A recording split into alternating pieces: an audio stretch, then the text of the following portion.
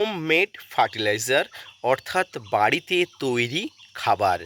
এই খাবারটি যদি আপনি আপনার ছাদ বাগানে যে কোনো ধরনের গাছে প্রয়োগ করতে পারেন, তাহলে আপনার ছাদ বাগানের গ্রোথ থেকে শুরু করে ফল ফুলের আকার আকৃতি, ফল ফুলের গ্রোথ বা ফল ফুলের যে লিমিটেশন, সেগুলো কিন্তু অনেক দিন যাবৎ থাকবে। হ্যালো ফ্রেন্ডস, আমি কমল হোসেন এবং আপনারা দেখছেন গার্ডেনার টিপস উইথ কমল। এই মুহূর্তে আপনারা সামনে যে খাবারটি দেখতে পাচ্ছেন, এটি হলো ছাদ বাগানের জন্য সেই জাদুকরি খাবার, এক কথায় হোমমেড ফার্টিলাইজার। এই হোমমেড ফার্টিলাইজার ছাদ বাগানে আম গাছের কিভাবে প্রয়োগ করতে হয়, বা এই হোমমেড ফার্টিলাইজার ছাদ বাগানে আম গাছের জন্য কীভাবে প্রস্তুত করতে হয়, আজকের ভিডিও থেকে আমি দেখাবো। যদিও আজকের ভিডিওতে হোমমেড ফার্টিলাইজার আমার প্রস্তুত করা হয়ে গেছে, তবুও এই ফার্টিলাইজারের মধ্যে কী উপাদান আছে, কতটা পরিমাণ আছে, আসুন বিস্তারিত আলোচনা করি।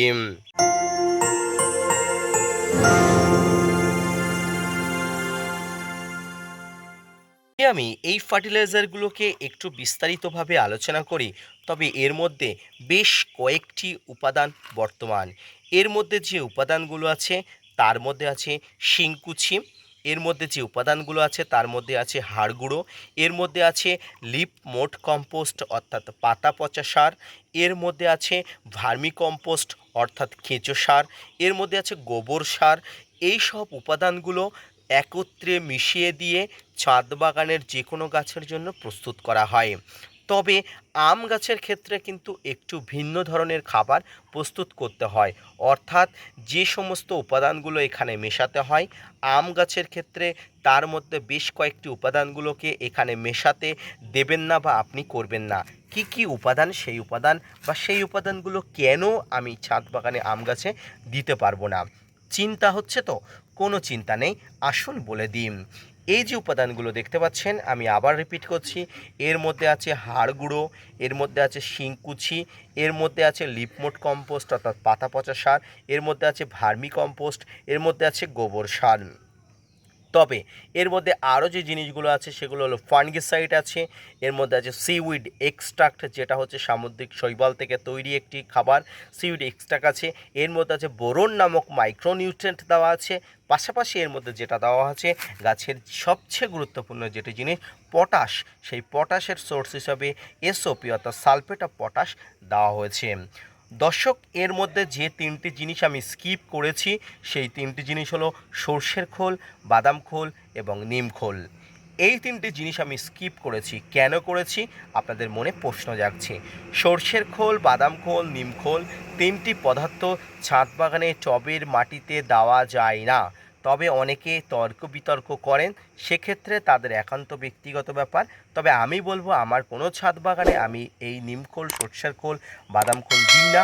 আশা করি আমার ছাদ বাগান ভালো আছে। তবে অনেকে বলেন এই সর্ষের খোল, বাদাম খোল, নিম খোল এর মধ্যে প্রয়োগ করলে গাছের পাতা পড়ে যায়। এটা কিন্তু অনেক অংশে ঠিক কথা, কারণ সর্ষের খোল, বাদাম খোল, নিম খোল এই তিনটি পদার্থে প্রচুর পরিমাণ নাইট্রোজেন থাকে, আর একত্রে অনেক নাইট্রোজেন থাকলে গাছের নাইট্রোজেন টক্সিসিটি হওয়ার সম্ভাবনা থাকে। উদাহরণ হিসাবে আমি আপনাদের একটি গাছ দেখাই। যদিও এই গাছে নাইট্রোজেন টক্সিসিটির জন্য যে গাছের পাতা পড়েছে এমনটি নয়, গাছের মাটিতে বিভিন্ন ধরনের ফাঙ্গাস বা ব্যাকটেরিয়ার আক্রমণজনিত সমস্যার কারণে হয়তো গাছের পাতাটি পড়েছে, তবুও গাছে ট্রিটমেন্ট চলছে, অর্থাৎ উন্নত ট্রিটমেন্ট চলছে। আপনারা যারা ছাদ বাগানে গাছের পাতা পড়ার সমস্যা এবং ট্রিটমেন্ট সমস্যা সংক্রান্তজনিত ভিডিওগুলো দেখতে চান, অবশ্যই কমেন্টস করবেন, আমি সে সংক্রান্ত ভিডিও অবশ্যই বানিয়ে দেবো। তো বেশি নাইট্রোজেনের হয়ে গেলে গাছের পাতাতে কিন্তু এই ধরনের সমস্যা হয়ে থাকে, অর্থাৎ গাছের পাতা পুড়ে যায়, সানবার্নের মতো সমস্যা হয়ে যায়। তাই এই সর্ষের খোল, বাদাম খোল, নিম খোল জনিত কোনো খাবার কিন্তু গাছের খাবারের মধ্যে প্রয়োগ করবেন না। এবার আসি কতটা পরিমাণ খাবার আপনি তৈরি করবেন। আপনার কাছে কতটা পরিমাণ গাছ আছে সেই গাছের তৈরি খাবারের উপরে কিন্তু নির্ভর করবে। অর্থাৎ ধরুন আপনি 5 কেজি খাবার তৈরি করবেন বা আপনি 50 কেজি খাবার তৈরি করবেন, সেক্ষেত্রে আপনার অনুপাত অনুযায়ী কিন্তু দিতে হবে। তবে আমি 1 কেজি খাবার অনুযায়ী বলবো। ধরুন আমি 1 কেজি খাবার তৈরি করব, তার মধ্যে আপনি 300 গ্রাম নিমখোল, ক্ষমা করবেন, 300 গ্রাম আপনি শিংকুচি দেবেন, 300 গ্রাম হাড় গুঁড়ো দেবেন, 300 গ্রাম আপনি ভার্মি কম্পোস্ট দেবেন। এখানে এই যে 300 গ্রাম, 300 গ্রাম হয়ে গেল, অর্থাৎ 900 গ্রাম হয়ে গেল, বাকি 100 গ্রাম থাকলো। এই 100 গ্রামের মধ্যে আপনি 50 গ্রাম লিপমোট কম্পোস্ট দেবেন, 2 গ্রাম আপনি এখানে বোরন দেবেন, 2 গ্রাম এখানে আপনি ফাঙ্গিসাইড দেবেন, 2 গ্রাম এখানে আপনি এসওপি দেবেন। এইভাবে কিন্তু গাছের মাটি তৈরি করতে হয়, ক্ষমা করবেন, গাছের এই যে খাবারটি তৈরি করতে হয়। তারপরে খাবারগুলো কিন্তু মিক্স করে আপনাকে জল দিয়ে ছিটিয়ে আপনাকে রেখে দিতে হয় মিনিমাম 30 দিন। দেখুন এখানে 30 দিন পরে আমার খাবার একদম প্রস্তুত হয়ে গেছে গাছে খাবার দেওয়ার জন্য, এবং আম গাছে ইতিমধ্যে কিন্তু আমি প্রয়োগও করে দিয়েছি। আপনারা ইতিমধ্যে সে ভিডিওটি দেখেছেন, অনেক রেসপন্সও করেছেন। তবে কি কি দিয়ে খাবার তৈরি করেছিলাম, অর্থাৎ হোমমেড ফার্টিলাইজার বলতে কি বোঝায় সে সম্পর্কিত আমি তখনও আপনাদের কিছু বলিনি, তাই অবশ্যই বলে দিলাম। এইভাবে কিন্তু ছাদ বাগানে আম গাছে এই হোমমেড ফার্টিলাইজার অর্থাৎ বাড়িতে তৈরি জৈব মিশ্রিত খাবার আমি তৈরি করে দেখালাম, বা তৈরি করা অবস্থায় কি কি উপাদান আছে এটা দেখালাম।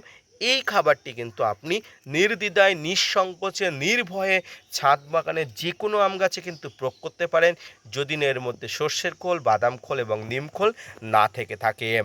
দর্শক, এবারে ছাদ বাগানে আপনি আম গাছে যখন খাবার প্রয়োগ করবেন, দেখবেন যাতে বৃষ্টি 1-2 ঘন্টার মধ্যে বা 4 ঘন্টার মধ্যে বা 2-1 দিনের মধ্যে না হয়। কারণ আপনি এত কষ্ট করে খাবার তৈরি করছেন, এই খাবারটি যদি গাছে দেওয়ার পরপরই যদি বৃষ্টিতে ভিজে চলে যায়, তাহলে কিন্তু আপনি অনেক কষ্ট পাবেন বা ছাদ বাগানে কোনো ফলাফল আপনি পাবেন না। তাই বৃষ্টি যখন হবে না, যখন দেখতে পাচ্ছেন আবহাওয়া খুব ভালো আছে, তখন কিন্তু এই খাবারটি প্রয়োগ করবেন। এর মধ্যে গাছের বেঁচে থাকার জন্য 16টি ম্যাক্রো এবং মাইক্রোনিউট্রিয়েন্ট অর্থাৎ গাছের শক্তিশালী করার জন্য, গাছ যে সমস্ত খাবারগুলো খেয়ে বড় হয়ে উঠবে, যে সমস্ত খাবার খেয়ে আরও বেশি শক্তিশালী হবে, সেই সমস্ত খাবারগুলো কিন্তু এখানে পাওয়া যায়, বা পাওয়া যাওয়ার মতো উপযোগী হয়ে করে তোলার মতো সব উপাদানগুলো এখানে দেওয়া আছে। এভাবে বাড়িতে আপনারা মিশ্র খাবার তৈরি করুন, এবং ছাদ বাগানে অবশ্যই টবের মাটিতে কিন্তু খাবার প্রয়োগ করুন। খাবার প্রয়োগ করার প্রসেস বলে দিলাম, কিভাবে প্রয়োগ করবেন। টবের মাটির কিনারা বরাবর প্রয়োগ করে মাটিটা উল্টে পাল্টে দিয়ে জল দিয়ে অবশ্যই আপনি ভিজিয়ে দেবেন। এভাবেই কিন্তু খাবার প্রয়োগ করতে হয়। এইভাবেই কিন্তু আপনি আপনার সমস্ত প্রকার আম গাছে খাবার প্রয়োগ করবেন, এবং দেখবেন ফলাফল ম্যাজিকের মতো পাওয়া যাবে। আজকের ভিডিওটি এই পর্যন্ত। দেখা হচ্ছে পরবর্তীতে নতুন কোনো ভিডিও নিয়ে, নতুন কোনো তথ্য নিয়ে। ততক্ষণ সুস্থ থাকুন, ভালো থাকুন, আর হ্যাঁ, gardener tips with Kamal YouTube চ্যানেলের সঙ্গে থাকুন। ধন্যবাদ।